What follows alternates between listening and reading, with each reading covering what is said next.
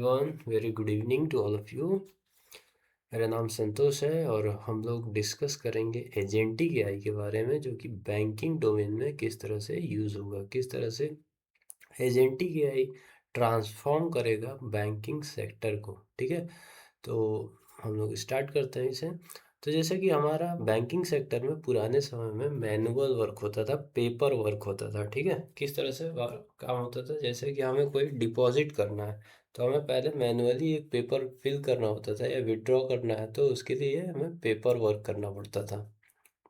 या सपोज़ हमें कोई बैंक अकाउंट ओपन करना है तो एक मोटा सा हमें पेपर दिया जाता था, बुकलेट दिया जाता था, उसे हम लोग फिल करके और बैंक अकाउंट अपना ओपन करते थे। ठीक है, अभी जो एजेंटिक एआई आ जाने से ऑटोमेट हो जाएंगी चीज़ें।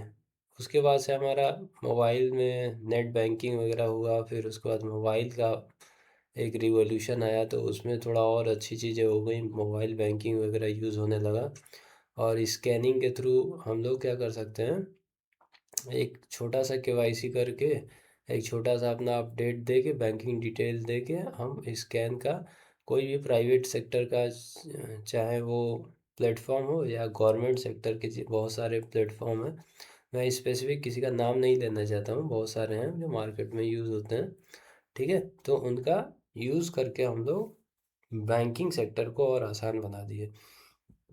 लेकिन अभी आने वाले एआई एरा में बैंकिंग सेक्टर में जब एजेंटिक एआई आ जाएगा तो सारी चीज़ें ऑटोमेट हो जाएंगी। ठीक है, चाहे वो डेटा के बेसिस पे हो, चाहे गवर्नमेंट्स के जो पॉलिसीज़ होती हैं उसके बेसिस पे हो, थ्रू आउट बैंक, मतलब जितने भी बैंक हैं वो सारे में इम्प्लीमेंट हो जाएगा एजेंटिक एआई। ठीक है, तो इसका एक तरह से हम लोग समरी देख लेते हैं कि जो एजेंटिक एआई बैंकिंग में शिफ्ट होगा वो मतलब सारे डोमेन में होगा। मतलब सारे जितने भी लेयर होते हैं, चाहे वो सीआईओ हो या सीटीओ हो, हेड ऑफ डेटा हो, सब में ऑटोमेशन आ जाएगा। ठीक है, तो ट्रांसफॉर्मेशन जो होगा एजेंटिक एआई का बैंकिंग सेक्टर में, वो हमारा ऑटोमेशन ऑटोमेशन के थ्रू होगा। ठीक है, अब इसमें जो सेकंड चीज़ होगा वो एजेंटिक एआई से हमारा सबसे बड़ा बेनिफिट होगा कि जो स्केलेबल एफिशिएंसी होगी। सपोज़ हमारे पास पहले लोग कम होते थे, जब देश आज़ाद हुआ था तो करीब 25 करोड़ के आसपास लोग थे, लेकिन अभी हमारे पास करीब 160 करोड़ के आसपास लोग हैं। ठीक है, तो उनका स्केल जो है, एफिशिएंसी बढ़ाना, मतलब उसकी दक्षता बढ़ाना, एक तरह से हिंदी में कह सकते हैं कि दक्षता उसका बढ़ाना, तो वो हमारा कस्टमर सेंट्रिक, कस्टमर पर्सनलाइजेशन जो होगा वो एकदम अच्छा हो जाएगा, डीपर हो जाएगा। ठीक है, तो अब हमारे पास जो एजेंटिक एआई का कस्टमर सेंट्रिक जो एप्लीकेशन होगा, वो अब उसमें डिसीजन मेकिंग लेना आसान हो जाएगा। ठीक है, और जो भी गवर्नमेंट्स के पॉलिसी होती है उसके अकॉर्डिंग हमारी चीज़ें करना, गाइडलाइन के हिसाब से करना आसान हो जाएगा। ठीक है, अब इसमें जो पायलट प्रोजेक्ट से जो प्रोडक्शन तक जाता है एजेंटिक एआई में, कोई भी एप्लीकेशन जब हम लोग बिल्ड करते हैं तो उसको पायलट प्रोजेक्ट में रखते हैं। सबसे पहले उसका पीओसी तैयार करते हैं, प्रूफ ऑफ कॉन्सेप्ट तैयार करते हैं। ठीक है, मैं इसका एक आपको ओवरव्यू जो है पेंट के थ्रू समझाने की कोशिश करता हूँ। जितने भी ये टेक्स्ट दिया हुआ है उससे थोड़ा कम समझ में आएगा, तो मैं ये पेंट जो हमारे सिस्टम में एम्बेडेड रहता है, इसको हमें अलग से इंस्टॉल करने की ज़रूरत नहीं पड़ती है, उसके थ्रू मैं एक्सप्लेन करने की कोशिश करता हूँ। ठीक है, तो सपोज़ हमारे पास कोई एक एप्लीकेशन है, जैसे कि मैं इसके, ये जो एप्लीकेशन है बैंकिंग का, पायलट टू जो प्रोजेक्ट है उसका प्रोडक्शन में किस तरह से यूज़ होता है वो मैं आपको एक फ्लो के थ्रू बताता हूँ। सपोज़ हमारे पास एक ये हमारा एप्लीकेशन है। ठीक है, ये हमारा क्या है, एप्लीकेशन है। अब ये जो है हमारा एक डेवलपमेंट फेस है, एक हमारा यूएटी फेस है, और एक जो है हमारा प्रोडक्शन फेस है। ये हमारा प्रोडक्शन फेस हो गया। ठीक है, ये हमारा क्या हो गया, प्रोडक्शन फेज हो गया। अब हम क्या करेंगे कि जैसे कि हमारा डेवलपमेंट का फेस है, ये किसका फेस है, डेवलपमेंट का। ये सपोज हमारा डेवलपमेंट का फेस है। अब जब हम डेवलपमेंट करेंगे, ठीक है, तो डेवलपमेंट करेंगे तो उसमें हम लोग यूज़ करेंगे, लैंग्वेजेस यूज़ करेंगे। पुराने जो प्रोजेक्ट होते थे, सपोज हम जावा यूज़ करते हैं या डॉट नेट यूज़ करते हैं, या PHP यूज़ करते हैं, ठीक है। अभी पाइथन आ गया तो पाइथन यूज़ करेंगे, ठीक है। अब ये हमारा हो गया डेवलपमेंट फेस। कौन सा फेस हो गया, डेवलपमेंट फेस। अब हमारा UAT पे जाएगा, ठीक है, जहाँ पे हमारा टेस्टिंग वगैरह होता है। जैसे कि ये हमारा UAT फेस है, ठीक है। इसमें हमारा क्या होगा, टेस्टिंग वगैरह होगा। जो हमारा एप्लीकेशन बना है वो उसका टेस्टिंग होगा। तो डेवलपमेंट के बाद हमारा जो है वो किस पे जाएगा, इस पे जाएगा, ठीक है, UAT पे। यहाँ पे टेस्टिंग होगा। अब जब टेस्टिंग होगा तो उसमें कुछ इशू आ गया, मान लीजिए यहाँ पे कोई इशू आ गया, बग आ गया, मतलब बग आ गया, इशू आ गया मतलब बग आ गया। सॉफ्टवेयर से रिलेटेड कोई, एप्लीकेशन से रिलेटेड कोई इशू आ गया, बग आ गया, तो उसको हम लोग फिक्स करेंगे। अब फिक्स करने के लिए क्या होगा, जो टेस्टर होगा, मान लीजिए यहाँ पे एक टेस्टर है, ये टेस्टर क्या करेगा, फिर से इसको जो है डेवलपर के पास भेज देता है। जो टेक्निकल लोग हैं वो जानते हैं, ठीक है, कि मैनुअल जब हम लोग काम करते थे तो ऐसे होता था। और यहाँ से अगर पास हो गया, मान लीजिए UAT से अगर ये पास हो गया, यहाँ से ये पास हो गया, तो ये प्रोडक्शन फेज पे चला जाएगा। किस पे चला जाएगा, प्रोडक्शन फेज पे चला जाएगा, ठीक है, प्रोडक्शन फेज पे चला जाएगा।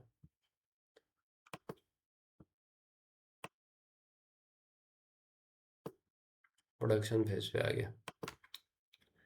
अब हमारा ये जो प्रोजेक्ट है लाइव हो गया, मतलब कि प्रोजेक्ट जो है, सपोज हमारा कोई एक बैंक है, हमारा इंडियन बैंक मान लीजिए SBI है, ठीक है, या HDFC है, या कोई भी बैंक है, ठीक है, कोई भी बैंक है। तो उसमें क्या होगा, उसका प्रोजेक्ट है, तो ये जो है प्रोडक्शन फेज पे आ गया। हम लोग URL हिट करेंगे और उसको एक्सेस करने लगेंगे। अब मान लीजिए कोई उसका ABC कोई प्रोजेक्ट है, ABC, ठीक है। अब मान लीजिए यहाँ पे प्रोडक्शन में कोई इशू आता है, तो प्रोडक्शन से क्या करेगा, प्रोडक्शन में कोई इशू आएगा तो सबसे पहले UAT को भेजेगा कि भाई तुम क्या क्या टेस्ट किया था कि तुम पास कर दिया, ठीक है, इसको भेजेगा कि तुम पास कर दिया, प्रोडक्शन में भेज दिया, ये इशू आ रहा। अब ये क्या करेगा, चेक करेगा, और फिर से डेवलपर को भेजेगा, डेवलपर फिर उसे रिजॉल्व करेगा, और ये प्रोसेस चलता रहेगा, ठीक है। ये प्रोसेस क्या होगा, चलता रहेगा। अब ये हमारा थोड़ा टेक्निकल वर्ड हो गया, टेक्निकल हो गया, ठीक है। ये हमारा टेक्निकल इस तरह से काम करता है, एप्लीकेशन इस तरह से फ्लो चलता है उसका। कोई भी चाहे टेक्नोलॉजी हो, उसका जो फ्लो है वो वैसे ही चलता है। अब एजेंटिक AI आने से क्या होगा, थोड़ा ऑटोमेट हो जाएंगी चीज़ें। जैसे कि मान लीजिए जो चीज़ें हम लोग 10 लोग मिल के टेस्टिंग करते थे और टेस्टिंग फेल हो जाता था, जब हम ऑटोमेट कर देंगे तो 2 ही टेस्टर मिल के वो सारा काम कर देगा और उसमें एरर भी नहीं आएगा, ठीक है, एरर नहीं आएगा। मान लीजिए प्रोडक्शन पे चला जाता था, एरर आ गया, अभी क्या है, वो सारी चीज़ें क्या होंगी, सॉर्ट आउट हो जाएंगी। अब एजेंटिक AI जो मार्केट वैल्यू है, ठीक है, कोई भी जब प्रोडक्ट आता है या टेक्नोलॉजी आता है, उसका मार्केट वैल्यू होता है कि मार्केट में उसका कितना ग्रिप है। तो यूएस डॉलर के हिसाब से 6.96 बिलियन से 42.56 बिलियन आने वाले 5 साल में, ये अनुमान है। ये करीब 43% का 0.6 का ग्रोथ रेट है। इसका ग्रोथ रेट कितना है? 43.6%। ठीक है। अब इसमें क्या है कि जो स्केल स्केल करेगा, ठीक है, जो टेक्नोलॉजी को एडॉप्ट कर लेगा, ठीक है, एजेंटिक एआई को अप्लाई कर देगा अपने एप्लीकेशन में, उसके लिए क्या हो जाएंगी चीज़ें? एकदम आसान हो जाएंगी। मार्केट में उसका क्या हो जाएगा? ग्रिप बन जाएगा किसी भी बैंक का। ठीक है। अब इसमें चैलेंजेस क्या हैं? कोई भी जब टेक्नोलॉजी आती है मार्केट में, तो उसके चैलेंजेस होते हैं, उसके अपने प्रॉब्लम्स होते हैं, ठीक है, स्ट्रगल होता है। अब जो बैंक है वो स्ट्रगल कर रहा है कि एजेंटिक एआई को कैसे स्केल किया जाए। ठीक है ना। अभी तक जो एप्लीकेशन बने हुए हैं उसमें एआई का यूज़ सिर्फ 5 से 10% है। 2027 तक जितना भी बनेगा उसमें इतना जो एआई का पार्ट है वो इतना ज़्यादा नहीं होगा, एप्लीकेशन में धीरे धीरे बढ़ेगा। 27 28 इस तरह से जैसे जैसे साल बढ़ते जाएंगे, 30 के बाद जो है काफ़ी अच्छा होने लगेगा। ठीक है। 30 के बाद क्या होगा? एकदम अच्छा होने लगेगा, एकदम चीज़ें एडवांस हो जाएंगी। इसका जो एल्गो है एकदम एडवांस हो जाएगा। तो अब इसमें जो स्केलिंग करने में जो चैलेंजेस आ रहे हैं, वो पहला चैलेंज है लेगेसी सिस्टम का। अब लेगेसी सिस्टम क्या होता है कि पुराना कोई प्रोजेक्ट बना हुआ है, ठीक है, फिर से हम लोग उसी पे चलते हैं, थोड़ा लेगेसी प्रोजेक्ट के बारे में समझते हैं कि लेगेसी मतलब होता क्या है। ठीक है। अब जैसे कि हमारा नया टेक्नोलॉजी आ गया है एआई। क्या आ गया है? एआई। जिसमें कि हमारा अभी हम लोग यूज़ कर रहे हैं एजेंटिक एआई। क्या यूज़ कर रहे हैं? Agentic AI. अब ये हमारा नया टेक्नोलॉजी है। मान लीजिए ये हमारा नया टेक्नोलॉजी है, न्यू टेक्नोलॉजी। ठीक है। ये हमारा न्यू टेक्नोलॉजी है। और ये जो है बने हुए जो एग्जिस्टिंग प्रोजेक्ट हैं, अभी भी बहुत सारे प्रोजेक्ट इस पे बने हुए हैं। अब ये हमारा ओल्ड टेक्नोलॉजी हो गया। मान लीजिए ये हमारा क्या हो गया? ओल्ड टेक्नोलॉजी हो गया। तो ओल्ड टेक्नोलॉजी से हमें न्यू टेक्नोलॉजी में आना है। किसमें से आना है? मान लीजिए हमें ये ओल्ड वाले से न्यू वाले में आना है। किस में आना है? न्यू वाले में, यानी एजेंटिक एआई में आना है। तो एजेंटिक एआई में आने के लिए हम क्या करेंगे? ये जितना फ्लो है इसका, टेक्नोलॉजी जितने भी लैंग्वेजेस पे बना है, जावा डॉट नेट या पीएचपी का, उसको पाइथन से रिलेट करेंगे। क्योंकि हमारा जितना भी एआई का अभी बना हुआ है चीज़ें, वो पाइथन पे बनी हुई हैं अच्छे से। पाइथन एक स्क्रिप्टिंग लैंग्वेज है, ठीक है ना। तो इस पे चीज़ें बनाना आसान है। ठीक है। तो अब हम एजेंटिक एआई में जब चेंज करेंगे तो उस इसका अपना एपीआई होता है। किसी भी टेक्नोलॉजी का, किसी भी लैंग्वेज का अपना एक एपीआई होता है। क्या होता है? एपीआई होता है। ठीक है। ये कहाँ चला गया? क्या होता है? एपीआई होता है, एप्लीकेशन प्रोग्रामिंग इंटरफेस होता है। इसका फुल फॉर्म क्या होता है? Application programming interface. तो इस एप्लीकेशन प्रोग्रामिंग इंटरफेस से, इस एप्लीकेशन प्रोग्रामिंग इंटरफेस में जब हम लोग आएंगे, शिफ्ट करेंगे, तो क्या होगा? इसका एपीआई इससे चेंज होगा। इसका एपीआई किससे चेंज होगा? इसमें चेंज होगा। ठीक है। तो मान लीजिए इसका एपीआई किस में चेंज होगा? इसमें चेंज होगा। ठीक है। एक सेकेंड, इसमें चेंज हो जाएगा। तो अब क्या होगा? एपीआई को चेंज करने में चैलेंजेस आते हैं। मान लीजिए इसका डेटाबेस, इसका एप्लीकेशन का डिज़ाइन अलग तरह से है और इसमें कुछ चेंजेस करेंगे। सपोज हम कस्टमर के लिए बना रहे हैं तो कस्टमर में कुछ एट्रीब्यूट ऐड कर दीजिए। मान लीजिए उसका ईमेल एड्रेस के साथ साथ फ़ोन नंबर के साथ साथ एड्रेस भी ऐड कर दिए। ठीक है। वैसे तो एड्रेस होता ही है, लेकिन अब जैसे मिडिल नेम नहीं है, मिडिल नेम हमको चेंज करना है तो डेटाबेस में भी चेंज करना पड़ेगा, उसका लॉजिक यहाँ पे लिखना पड़ेगा, ठीक है। तो उसका एपीआई भी अलग होगा, तो एपीआई से रिलेट करके लिखना पड़ेगा। तो सारी चीज़ें क्या होंगी, चेंज हो जाएंगी, ठीक है, सारी चीज़ें क्या हो जाएंगी, चेंज हो जाएंगी। अब जो दूसरा हमारा चीज़ है वो है वीक डेटा। वीक डेटा, अब लेगेसी सिस्टम में एक और चीज़ का दिक्कत होता है कि एआई का इंटीग्रेशन करने में इशू आएगा। क्या आएगा, मान लीजिए एआई का इंटीग्रेशन करने में इशू क्यों आएगा लेगेसी सिस्टम में। अभी हमने बताया कि एपीआई से रिलेटेड जो चीज़ें होती हैं वो अलग अलग होती हैं सब टेक्नोलॉजी में। तो इसका इंटीग्रेशन जब करेंगे तो एपीआई से रिलेटेड चीज़ों का इशू आता है, ठीक है। मान लीजिए उसमें कुछ और एपीआई है और इसमें कुछ और एपीआई है, ठीक है। अब दूसरा चीज़ का चैलेंज आएगा, ठीक है। दूसरा जो प्रॉब्लम आएगा वो वीक डेटा आएगा।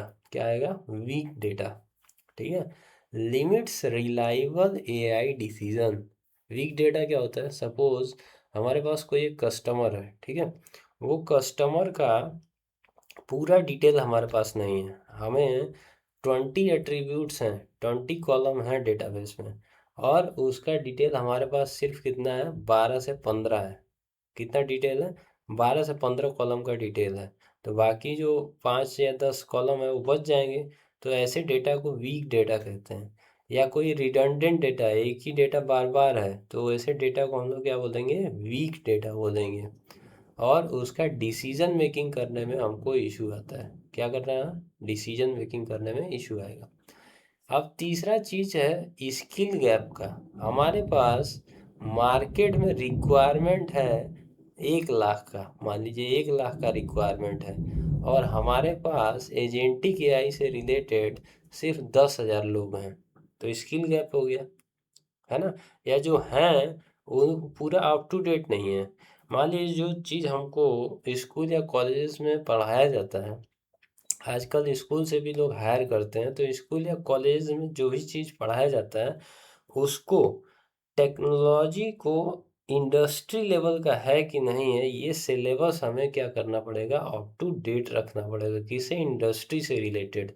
इंडस्ट्री में मान लीजिए जो चीज़ यूज़ होता है वो कॉलेज से लाखों कोसों दूर होता है, तो उससे हमें वो स्किल गैप को फिल करना पड़ेगा। इसके लिए क्या करना पड़ेगा, अपने स्कूल कॉलेजेस में हमें वर्कशॉप और सेमिनार के लिए बड़ी बड़ी कंपनी जो होती हैं या छोटी कंपनी होती हैं, छोटा स्कूल है कॉलेज है तो छोटी कंपनी, बड़ा कॉलेज है तो बड़ी कंपनी को इनवाइट करना चाहिए, अपने यहाँ पे वर्कशॉप सेमिनार करना चाहिए। हर हफ्ते जब वीकेंड होता है, छुट्टी होती है, तो लोग फ्री रहते हैं, तो उनके यहाँ, उनको अपने यहाँ पे बुलाना चाहिए, अपने यहाँ पे वर्कशॉप सेमिनार करना चाहिए। अपने यहाँ पे नए नए सॉफ्टवेयर किस तरह से यूज़ हो रहे हैं, किस तरह से एजेंटिक एआई मार्केट में आ रहा है, ये सारी चीज़ों को हम लोग को पहले से ही प्रिपेयर्ड रहना चाहिए, ठीक है। ये नहीं कि जब फोर्थ ईयर आ रहा है, थर्ड ईयर आ रहा है तो हम लोग जाग रहे हैं, ठीक है। तो पहले से ही प्रिपेयर्ड रहेंगे। अब कॉम्प्लियंस प्रेशर में क्या आता है, डिमांड ऑडिटेबल एक्सप्लेनेबल एआई, ठीक है। किसका, एक्सप्लेनेबल एआई का इशू आता है, ठीक है।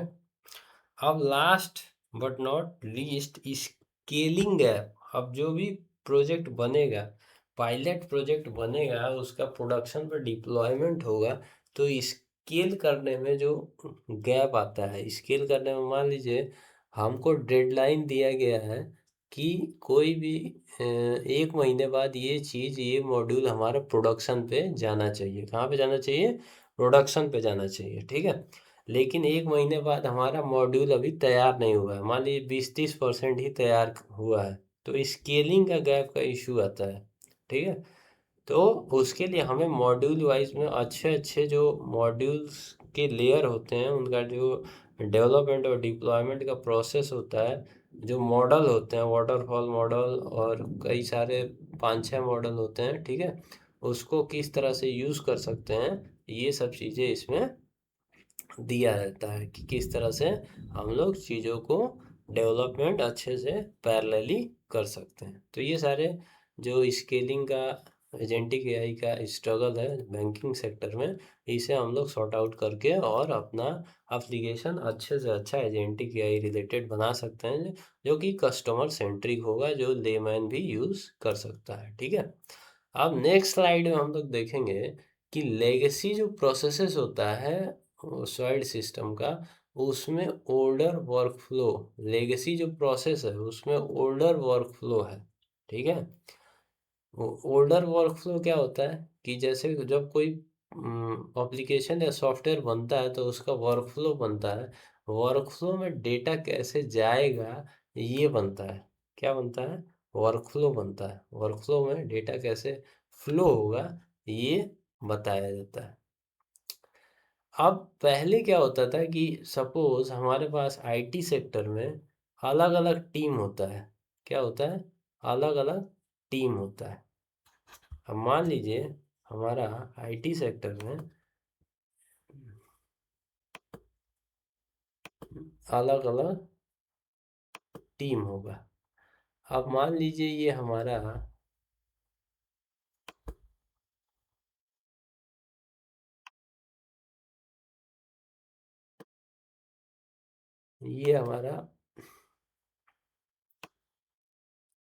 डेवलपमेंट का टीम है, ये हमारा फ्रंट एंड का टीम है, ये हमारा डेटाबेस का टीम है, ये हमारा रिसर्च एंड डेवलपमेंट का टीम है। किसका टीम है? रिसर्च एंड डेवलपमेंट का। ये हमारा फिनेंस का टीम है। किसका टीम है? फिनेंस का टीम है। ये लिखते भी जाते हैं। ये मान लीजिए हमारा डेवलपमेंट का टीम है।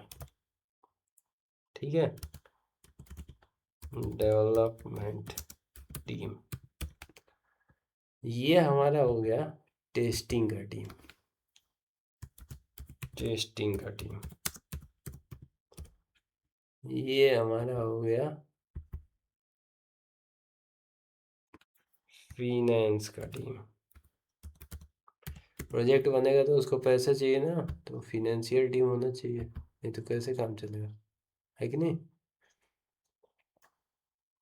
फिनेंस हो गया, टेस्टिंग हो गया, डेवलपमेंट हो गया, और ये डेवलपमेंट में जो है हमारा फ्रंट एंड का डेवलपमेंट और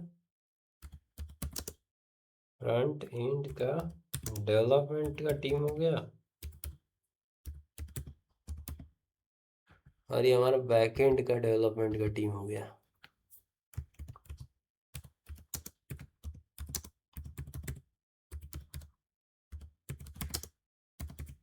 डेवलपमेंट का टीम हो गया। ठीक है, बैक एंड का डेवलपमेंट का टीम हो गया। तो इतना टीम से जब हम कोऑर्डिनेशन बैठाना होता था तो उसमें काफ़ी इशू आता था। मान लीजिए डेवलपमेंट टीम ने अपना डेवलपमेंट कर दिया, ठीक है, लेकिन फिनेंस का इशू आ गया, या फिनेंस सही हो गया तो टेस्टिंग टीम का दिक्कत आ गया, टेस्टिंग अभी हुआ नहीं है। अब डेवलपमेंट हो गया लेकिन फिनेंस भी ठीक है, हमारा टेस्टिंग चल रहा है। अब फ्रंट एंड का पेज ही डिजाइन नहीं हुआ है। क्या नहीं डिजाइन हुआ है? पेज नहीं डिजाइन हुआ है, या बैकएंड में डेटाबेस डिजाइन नहीं हुआ है, तो काम रुक जाएगा। एक भी इसमें कम हुआ, इधर उधर हुआ तो इशू आ जाएगा। ठीक है, क्या आ जाएगा? इशू आ जाएगा। तो उसका कोऑर्डिनेशन जो होता है वो कोऑर्डिनेशन जो होता है लेगेसी सिस्टम में, पुराने जो सिस्टम होते थे उसमें मैनुअल होता था। अब जब एजेंटिक एआई आ जाएगा तो उसमें हमारा कोऑर्डिनेशन क्या हो जाएगा? आसान हो जाएगा। कोऑर्डिनेशन कैसा हो जाएगा? आसान हो जाएगा as compare to legacy project के। ठीक है, लेगेसी प्रोजेक्ट के। अब मान लीजिए कि हमारे पास कोई एक थर्ड पार्टी वेंडर है। थर्ड पार्टी, थर्ड पार्टी क्या है? मतलब दूसरे लोग। तो उनके कोऑर्डिनेशन का भी वर्क फ्लो का इशू रहता है। मान लीजिए उनका एक एपीआई है, हम लोग यूज़ कर रहे हैं अपने यहाँ पे, थर्ड पार्टी का एपीआई यूज़ कर रहे हैं, तो उनके एपीआई के इंटीग्रेशन में भी काफ़ी इशू आते थे। ठीक है, प्रोडक्शन में प्रोजेक्ट जब हम लोग ले जाते थे तो उसमें काफ़ी इशू आते थे। एजेंटिक एआई के आ जाने से क्या होगा कोऑर्डिनेशन एकदम आसान हो जाएगा। अब नेक्स्ट जो है वो है फ्रेगमेंटेड डेटा, वीक डेटा का फाउंडेशन। अब मान लीजिए कस्टमर ने हमें डिटेल जो दी है वो इनकम्प्लीट है, या उसका ट्रांजैक्शन फेल हो गया, या ट्रांजैक्शन कर रहा है तो उसको एरर आ गया, या इशू आ गया, या ड्रॉप आउट हो गया, पहले पेज से गया, डिटेल भरा और ट्रांजैक्शन फेल हो गया, तो जो डेटा है इनकम्प्लीट हो जाएगा, मतलब उसका डेटा जो है वीक डेटा कहलाएगा। ऐसे डेटा को हम लोग क्या करते हैं, वीक डेटा बोलते हैं। तो जो डेटा सेट होता है, जो हमारा डेटाबेस का डेटा सेट होता है, उसमें क्या होगा, सही से डिटेल फिल नहीं होगा। तो रियल टाइम में जब हम एनालिटिक्स करेंगे डेटा का उसका, तो इशू आएगा। ठीक है, जैसे कि हमारा कोई फ्रॉड हो गया, तो जो फ्रॉड होता है वो वीक डेटा की वजह से ही होता है। डेटा दो तरह से वीक होता है, एक तो कस्टमर रिलेटेड, और एक जो हमारे पास डेटा है वो प्रोटेक्टेड डेटा नहीं है। कैसा डेटा नहीं है, प्रोटेक्टेड डेटा। उसमें उसमें जो मिडिलवेयर सर्विसेज होती हैं या सिक्योरिटी जो चीज़ें होती हैं वो अप टू डेट नहीं है ना, तो उसका भी इशू आता है। अब ऑर्गेनाइजेशनल रेडीनेस और स्किल गैप, जो अभी हम लोग डिस्कस कर रहे थे कि मार्केट में जो चीज़ें हैं और जो हमारे कॉलेज में चीज़ें हैं जो पढ़ाई जाती हैं, वो उसमें स्किल का गैप है।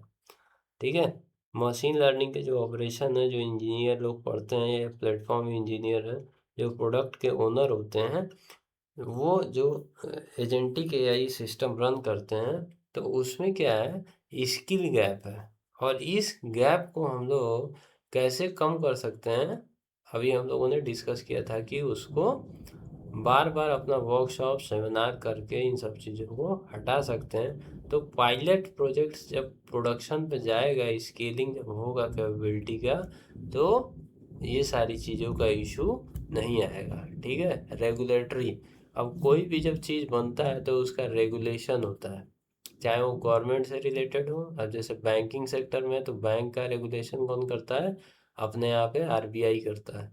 आरबीआई अपना गाइडलाइन तय करेगा कि ये बैंकों को, गवर्नमेंट रिलेटेड बैंकों को या प्राइवेट रिलेटेड बैंकों को इतना इतना चीज़ ब्याज लगाना है, इस पे होम लोन इतना देना है, एजुकेशन लोन इतना इस पे इंटरेस्ट रहेगा, ये सारी चीज़ें रहती हैं।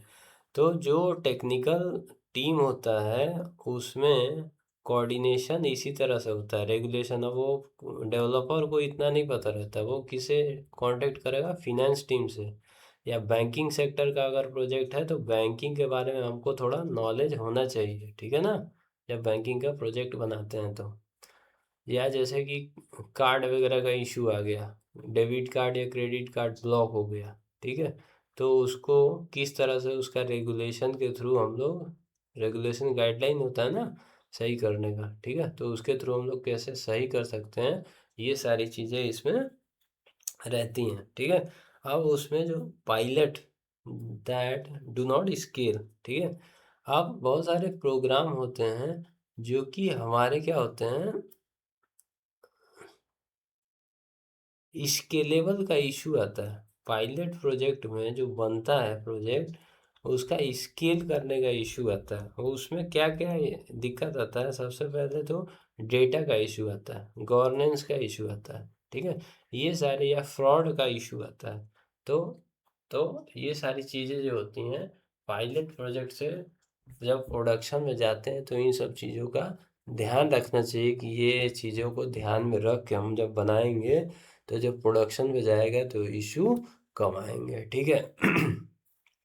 अब की trends shaping the banking industry, की ट्रेंड्स क्या है जो कि बैंकिंग इंडस्ट्री को शेप करेंगे। अब इसमें क्या है कि कस्टमर का एक्सपेक्टेशन, उसका डिजिटल एडॉप्टेशन होना चाहिए, कस्टमर सेंट्रिक होना चाहिए, डिजिटली होना चाहिए। ठीक है ना, आजकल तो डिजिटल काफ़ी हर कोई प्रमोट कर रहा है। ठीक है, सॉरी। ठीक है, तो ये सारी चीज़ें भी हमें देखनी होगी। अब 5 ट्रेंड्स हैं जो रीशेप करेंगे बैंकिंग को एजेंटिक एआई एरा में। जो पहला है वो ऑपरेशनल एफिशिएंसी है। ऑपरेशनल एफिशिएंसी क्या है कि उसमें जितना ऑपरेशन एफिशिएंसी अधिक होगा उतना उसका कॉस्ट रिड्यूस होगा। जैसे कि हमारे पास बैंक में डेटा है और एआई से रिलेटेड हमें काम करना, मतलब एआई उसमें अप्लाई करना है, तो उसका ऑपरेशन जो है, उसकी जो कैपेसिटी है ऑपरेशन करने की, एफिशिएंसी बढ़ जाएगी। तो जितना एफिशिएंसी बढ़ेगा तो उतना जो कॉस्ट है वो उतना रिड्यूस हो जाएगा। तो एजेंटिक एआई आने से सबसे पहला जो चीज़ फ़ायदा होगा बैंकिंग सेक्टर में, वो ऑपरेशनल एफिशिएंसी होगा। उसके बाद से स्ट्रेटेजिक इनोवेशन होगा। ठीक है, जो बैंक है जब अपना स्ट्रेटजी बनाते हैं तो उसमें कई सारे चीज़ें होती हैं, जिसमें कि हमारा रिवेन्यू मॉडल होता है और पार्टनरशिप ग्रोथ होता है। मान लीजिए आप कोई एक बैंक, ठीक है, बैंक का स्ट्रेटजिक इनोवेशन करते हैं तो आप दूसरे बैंकों के साथ टाई अप भी करते हैं। ठीक है, कि मान लीजिए जैसे कि हम अपना एटीएम लेके गए और दूसरे बैंक में यूज़ करते हैं, तो उसका जो है अपना एक पार्टनरशिप होता है कि इतना, अगर इतना ट्रांजैक्शन होगा तो इतना इतना चीज़ें एक्सचेंज करेंगे। ठीक है, एक्सचेंज करेंगे, एक्सचेंज ऑफर भी होता है और पैसे भी लेन देन होते हैं, रिवेन्यू मॉडल। ठीक है, अब तीसरी चीज़ है वो कस्टमर सेंट्रिसिटी होगा। अब कोई भी एप्लीकेशन बनता है तो वो अगर कस्टमर सेंट्रिक नहीं है तो वो एप्लीकेशन मार्केट में कभी नहीं चल सकता है, चाहे वो कितना भी अच्छा टेक्नोलॉजी पे चला है। एजेंटिक एआई भले ही कितना अच्छा टेक्नोलॉजी पे हो, लेकिन अगर कस्टमर सेंट्रिक नहीं बनेगा, कस्टमर का प्रॉब्लम सॉल्व नहीं करेगा, तो मार्केट में टिक नहीं सकता है। ठीक है, लेकिन एजेंटिक एआई में या एआई से रिलेटेड जितनी चीज़ होंगी वो उसमें कस्टमर को प्रॉब्लम एकदम कम से कम होगा। ठीक है, इसीलिए इसका मार्केट में इतना जो है लोग आजकल खूब वो कर रहे हैं ना, प्रेस कर रहे हैं एआई वगैरह का। ठीक है, क्योंकि इसमें क्या है, इशू वगैरह कम आएगा। अब जो नेक्स्ट है वो डिजिटल फर्स्ट बैंकिंग है, मतलब बैंकिंग सेक्टर में डिजिटलाइजेशन हो जाएगा। अभी तो डिजिटलाइजेशन चल ही रहा है, सिर्फ 5-10% में ही इतना ग्रोथ हो गया है। अब इसमें जो इंटीग्रेटेड डिजिटल सर्विसेज होंगे उसमें कस्टमर एक्सपेक्टेशन एकदम अच्छा हो जाएगा।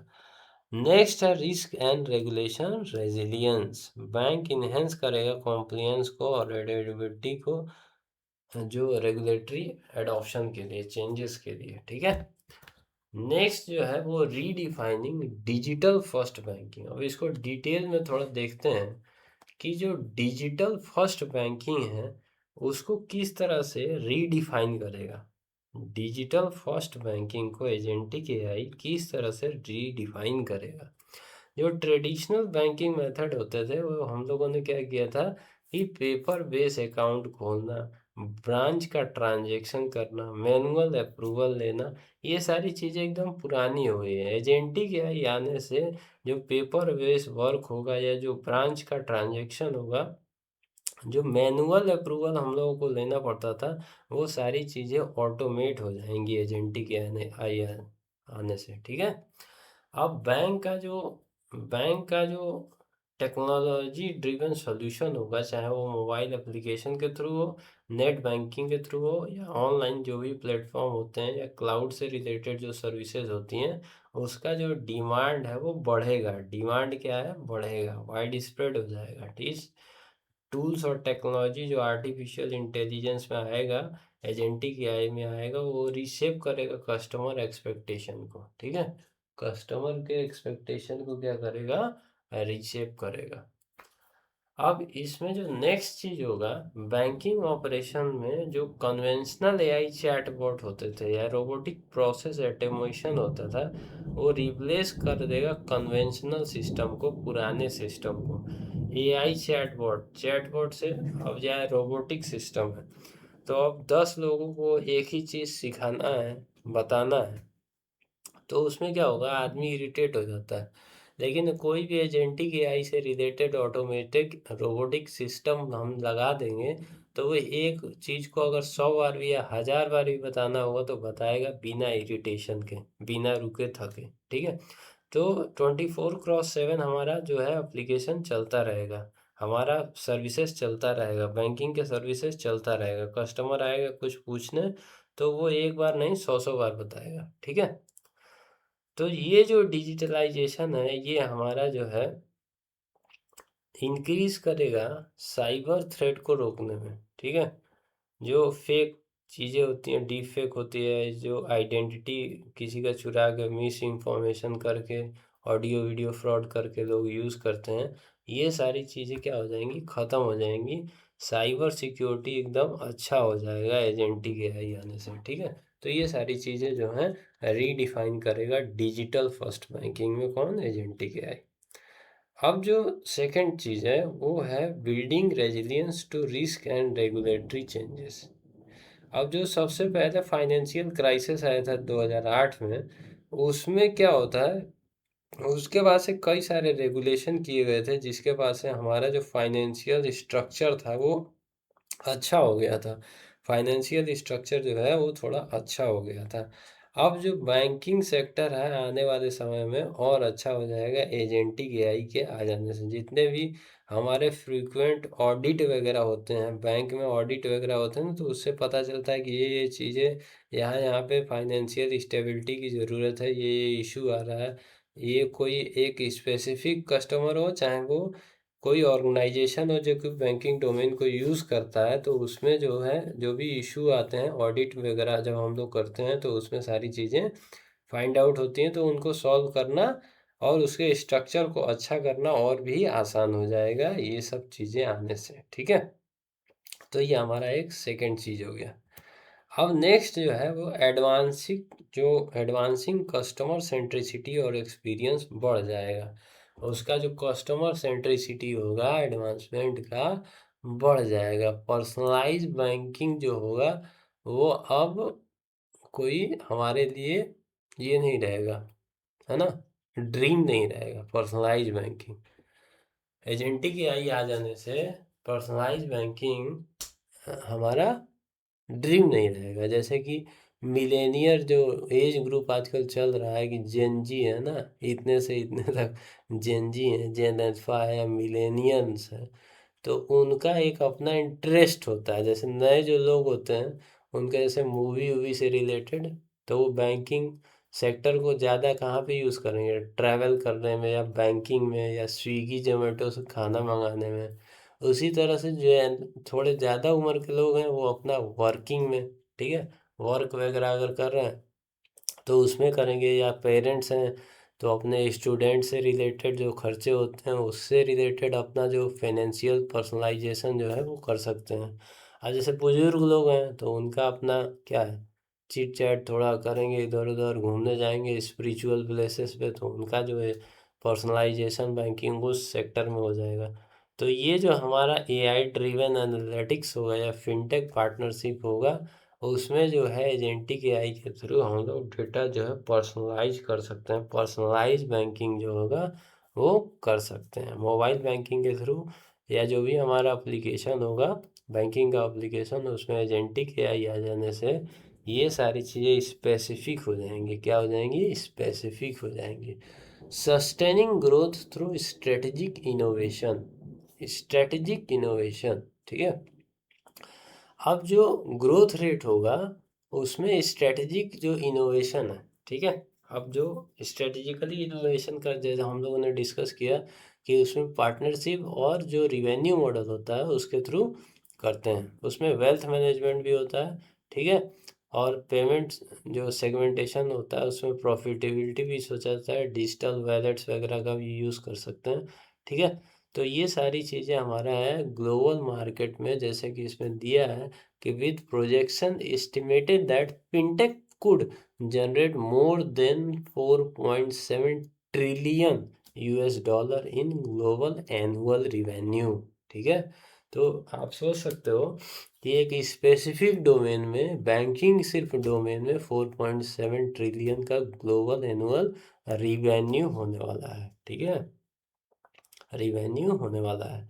डेटा और एआई ड्राइविंग ऑपरेशनल एफिशिएंसी जो होगा बढ़ जाएगा, है ना।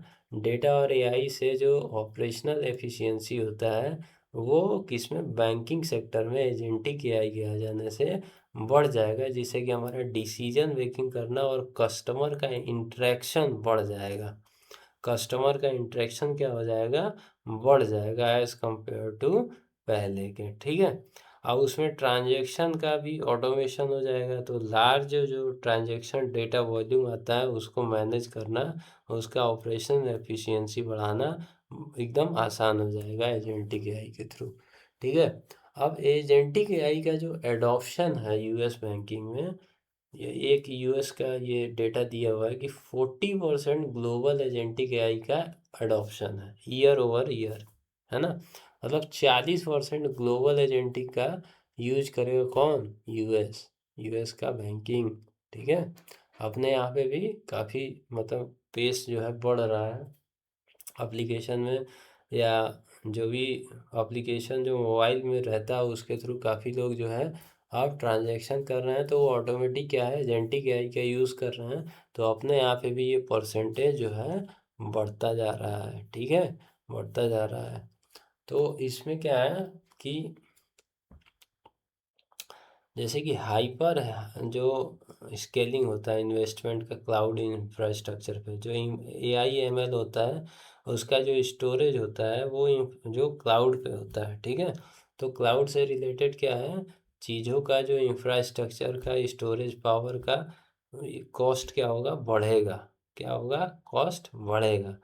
जो रिसर्च एंड डेवलपमेंट का टीम होगा उसका क्या होगा, उसका उसका जो एजेंटिक एआई से जो ट्रांसफॉर्मेशन होगा उसमें कहाँ कहाँ पे जाएगा, स्टार्टअप में, पार्टनरशिप में और रैपिड एक्सपेरिमेंटेशन में ये सारी चीज़ें इफेक्ट होंगी। ठीक है, अब नेक्स्ट स्लाइड में हमारा स्टैटिस्टिक्स दिया हुआ है कि adoption signal and market example, market research and industry activity shows clear momentum in the US. Below are the three concise high impact signal from the recent industry reporting and bank behavior कि जो है 70% US bank जो budget होगा वो agentic AI के pilot project का लिए होगा 2026 में, पायलट से प्रोडक्शन की ओर। ठीक है, जिसमें कि हमारा क्या होगा, बैंक जो है पायलट प्रोजेक्ट को एजेंटिक एआई से रिलेट करके उसको प्रोडक्शन रिलेटेड बनाएगा।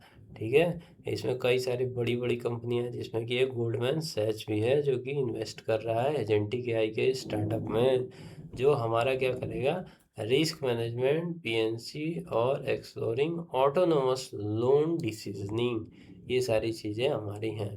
ठीक है, नेक्स्ट स्लाइड में है कि bank in the US are adopting agentic AI across cross function. ठीक है, क्रॉस फंक्शन में क्या होगा कि कस्टमर सेंट्रिक सर्विसेज ऑटोमेशन होगा, डॉक्यूमेंट का प्रोसेसिंग होगा और पर्सनलाइज बैंकिंग होगा। ठीक है, जैसे अभी हम लोगों ने डिस्कस किया कि पर्सनलाइज बैंकिंग में स्पेसिफिक कैटेगरी के लोगों को, स्पेसिफिक एज ग्रुप के लोगों के लिए स्पेसिफिक बैंकिंग सुविधाएं होंगी। डॉक्यूमेंट का जो प्रोसेसिंग जैसे केवाईसी वगैरह होता है, लोन का एप्लीकेशन या कॉम्प्लियंस डॉक्यूमेंटेशन होता है, वो एकदम आसान हो जाएगा, एकदम फ्लुएंट हो जाएगा।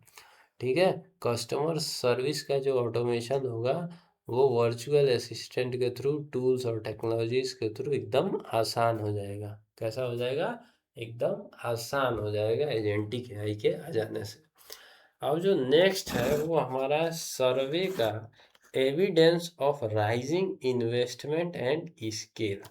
अब इंडस्ट्री सर्वे करता है कि उसका ग्रोथ जो है इन्वेस्टमेंट के तौर पे जनरेटिव और एजेंटिक एआई में यूएस के बैंकों में कैसे होगा। ठीक है, जैसे कि केपीएमजी 2025 के बैंकिंग सर्वे का रिपोर्ट है, जिसमें कि दिखाया गया है कि 85% जो जनरेटिव एआई है वो ऑटोमेशन और ऑपरेशनल एफिशिएंसी में जनरेटिव एआई का यूज होगा 85%। ठीक है, जनरेटिव एआई और जेनेटिक एआई, जनरेटिव एआई में हमारा जो टेक्स्ट इमेजेस होते हैं उनका, उनसे रिलेटेड चीज़ें होती हैं, और एजेंटिक एआई में हमारा ऑटोमेशन से रिलेटेड चीज़ें होती हैं। तो 85% जनरेटिव एआई में आ जाएगा। ठीक है, 80% जो है हमारा एक्टिव पायलट और प्रूफ ऑफ कॉन्सेप्ट, जब हम कोई भी चीज़ प्रोजेक्ट बनाते हैं तो उसका प्रोजेक्ट को डिलीवर करने से पहले हम एक प्रूफ ऑफ कॉन्सेप्ट बना के और दिखाते हैं अपने क्लाइंट को, जो हमसे बनवाता है प्रोजेक्ट,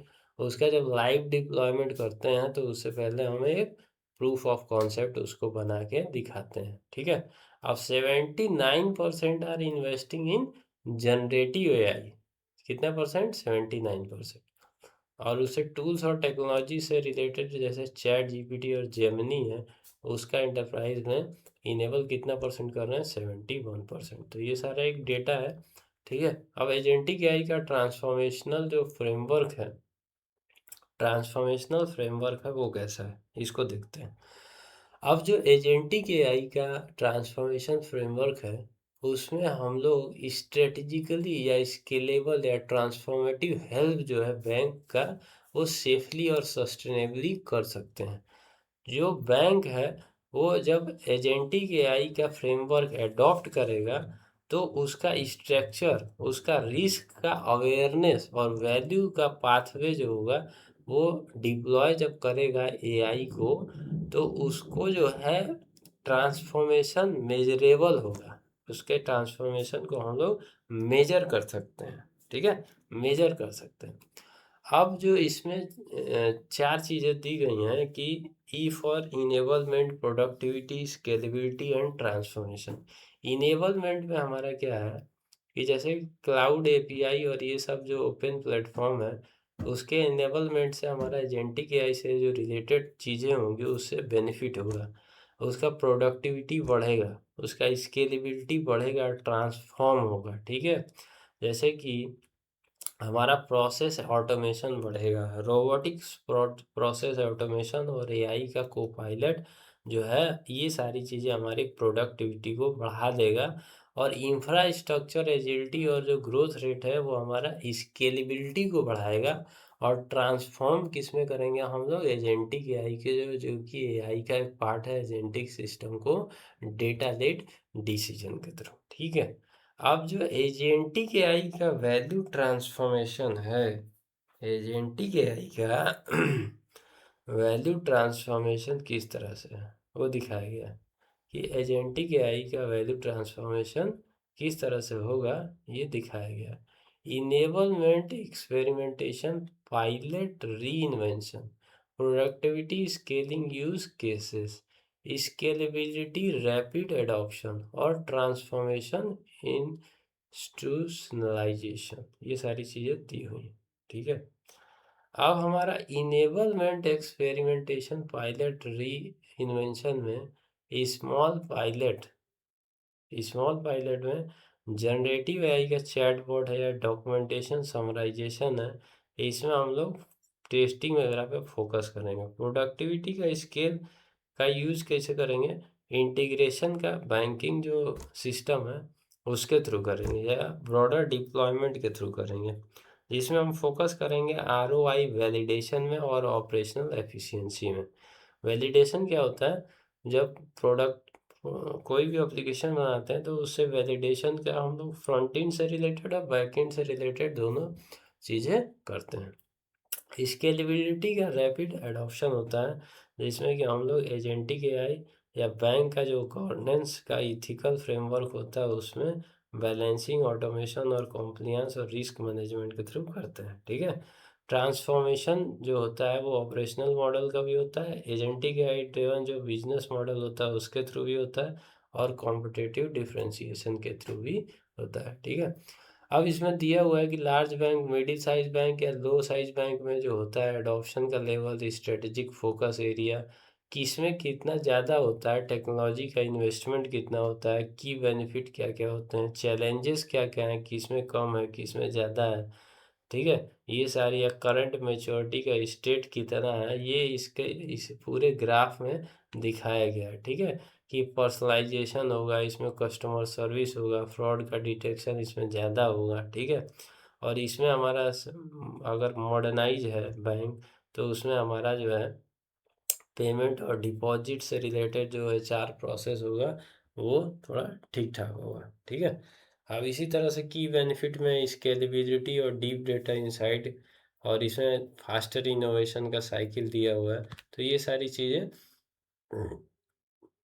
हमारा यूज कर सकते हैं एजेंटिक एआई आ जाने से। ठीक है, स्मॉल स्केल बैंक है तो उसमें ये सारे बेनिफिट दिए हुए हैं। ठीक है, अब ये हमारा यूज केस है कि लार्ज बैंक में, मिड साइज बैंक में और मिड साइज बैंक के इसमें क्या क्या चीज़ें होंगी। ठीक है, अब नेक्स्ट स्लाइड में हम लोग, नेक्स्ट लेक्चर में हम लोग बाकी चीज़ें डिस्कस करेंगे। अभी यहीं से हम लोग फिर से स्टार्ट करेंगे नेक्स्ट लेक्चर।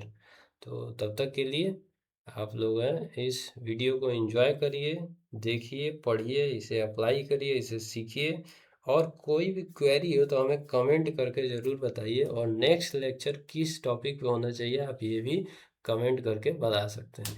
कमेंट करने से आपका और हमारा इंटरेक्शन बढ़ जाता है, जिससे कि हमें पता चलता रहेगा कि आपको क्या क्या इशू आ रहे हैं, तो हम उसी हिसाब से अपना काम जो है करते रहेंगे। ठीक है, तो अगर ये वीडियो आपको अच्छा लगा होगा तो लाइक शेयर सब्सक्राइब कीजिए। Thank you for watching. Good bye, जय हिंद, जय भारत।